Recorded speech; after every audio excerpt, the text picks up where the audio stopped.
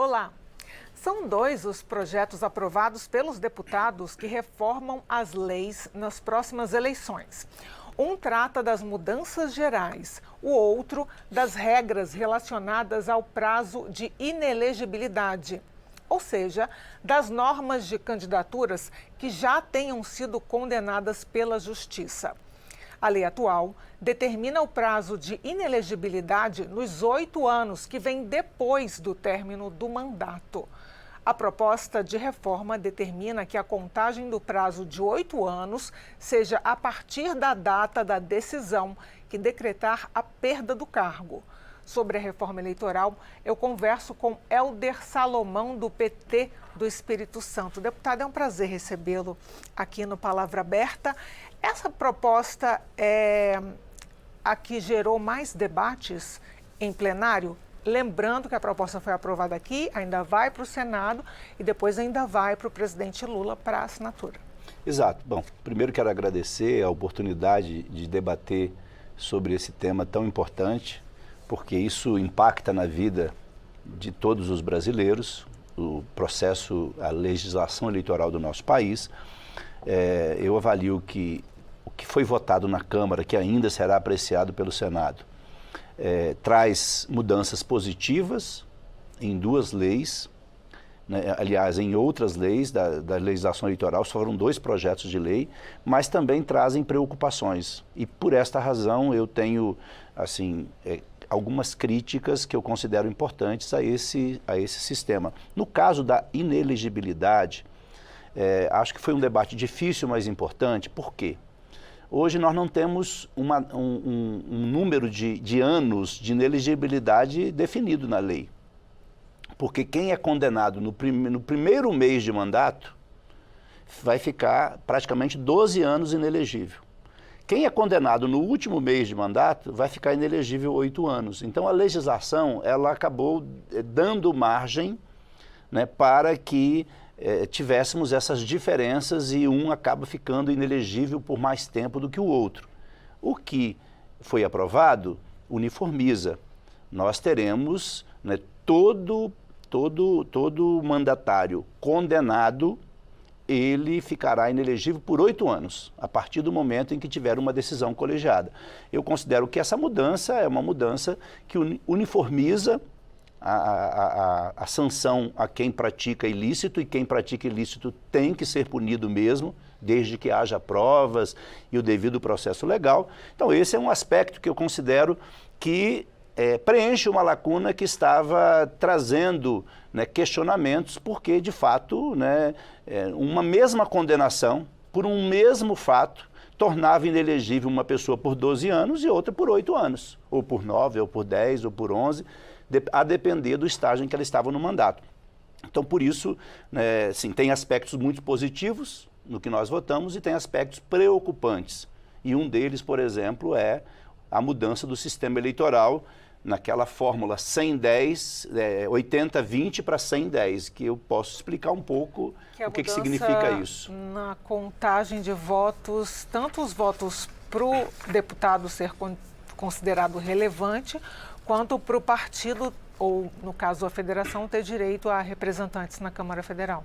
Eu acho um retrocesso essa mudança e eu vejo com preocupação essa mudança, por algumas razões. Primeiro, que eu avalio que ela vai reduzir a pluralidade partidária nas câmaras municipais, assembleias legislativas e no Congresso Nacional.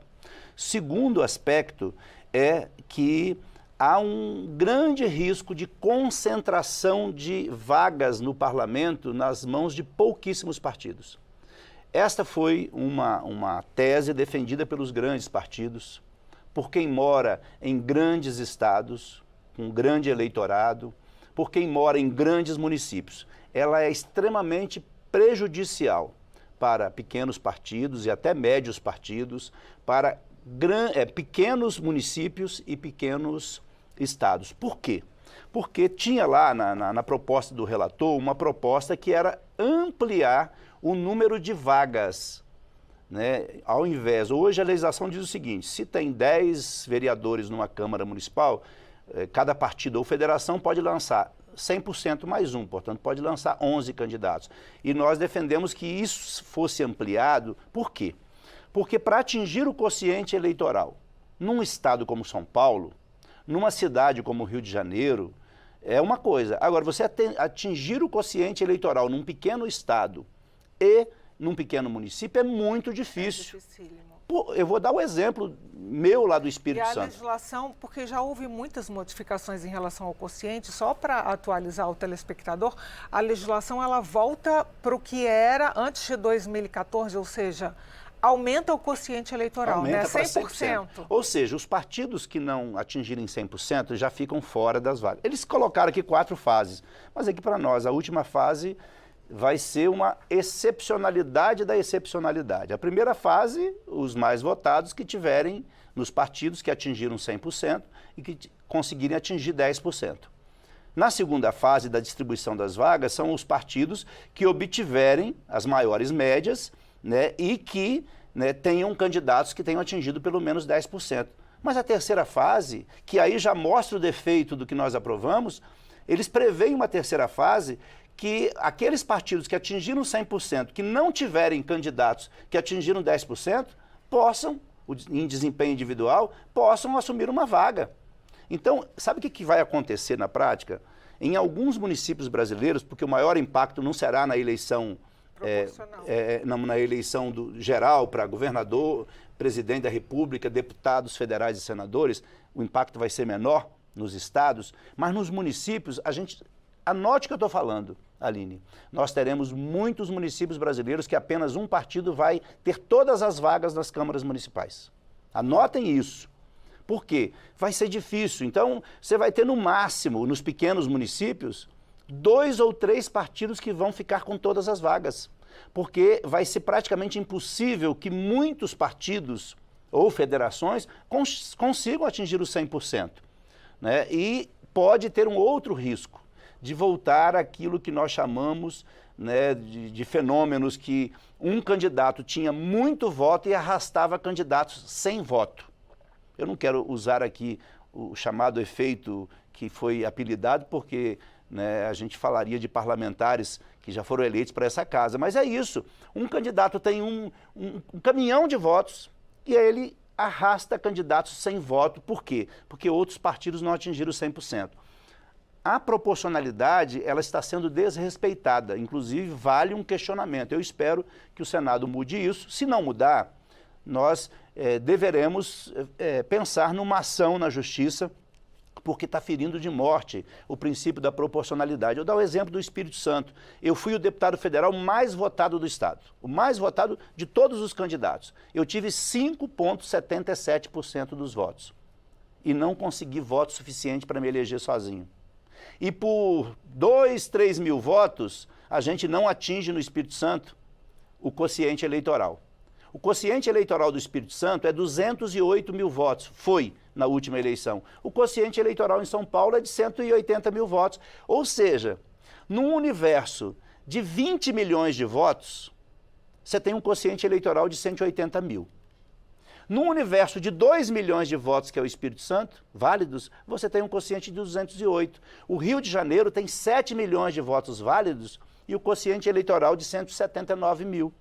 O Espírito Santo, com 2 milhões de votos válidos, tem um quociente eleitoral de 208. Então, há uma distorção. É preciso pensar nos pequenos estados e pequenos municípios. Porque, por exemplo, para fazer o quociente eleitoral em Minas Gerais, é 1,7% dos votos válidos. Em São Paulo, 1,2% dos votos válidos. No meu Espírito Santo, sabe quanto que a gente precisa ter para atingir o quociente eleitoral, Aline? 10%. No Amazonas, precisa ter 12,5% dos votos válidos. E o pior, nesses grandes estados, eles podem lançar muitos candidatos, 100% mais um. São Paulo pode lançar 71 candidatos. O Espírito Santo só pode lançar 11. Alagoas só pode lançar 9, pela lei. Então, com poucos candidatos, vejam só, com poucos candidatos, nós temos que atingir um quociente eleitoral maior. Então, esse é um defeito gravíssimo da lei e eu arrisco dizer que se a gente não conseguir derrubar isso no Senado ou na Justiça, o parlamento brasileiro vai se ver obrigado a mudar novamente, porque vai restringir o número de partidos e dar a alguns partidos, 1 ou 2 ou 3 partidos, todas as vagas nas pequenas cidades brasileiras. Dá margem, inclusive, para estratégias eleitorais claro. Que não sejam, digamos assim, tão republicanas. Um deputado muda o domicílio eleitoral porque sabe que em outro domicílio eleitoral vai ter mais chance Com certeza. de ser eleito um candidato. Deputado Helder, muito obrigada pela presença. Só um segundo, Aline, mas porque um a gente segundo está no finalzinho. Não, um segundo.